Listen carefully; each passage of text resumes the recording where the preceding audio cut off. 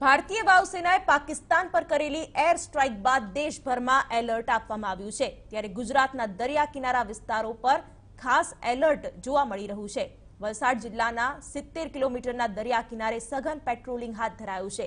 વલસાડ, પારડી, ઉમરસાડી અને ઉમરગામના દરિયા કિનારા વિસ્તારોમાં એસઓજી અને સ્થાનિક પોલીસની ટીમોએ દરિયાઈ વિસ્તારમાં પેટ્રોલિંગ વધારી દીધું છે। પોલીસની ટીમે દરિયા કિનારા વિસ્તારના ગામોના લોકો અને માછીમારો સાથે મુલાકાત કરી અને જરૂરી સૂચનો પણ આપ્યા। દરિયામાં કોઈ શંકાસ્પદ ગતિવિધિ જણાય તો કોસ્ટગાર્ડ કે સ્થાનિક પોલીસને જાણ કરવા માછીમારોને સૂચના અપાઈ છે। તો માછીમારોએ પણ દેશની સુરક્ષામાં યોગદાન આપવાની ખાતરી આપી।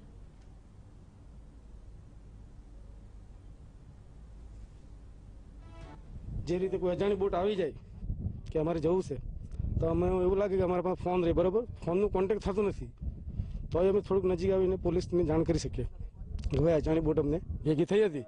એ લોકો પૂછે છે અમને કઈ એરિયામાં છે કે ભાઈ અમે ફણસા અંબે છે, કેટલા એરિયામાં કે 30-15 અમે બી એ લોકો સાથે તૈયાર છે।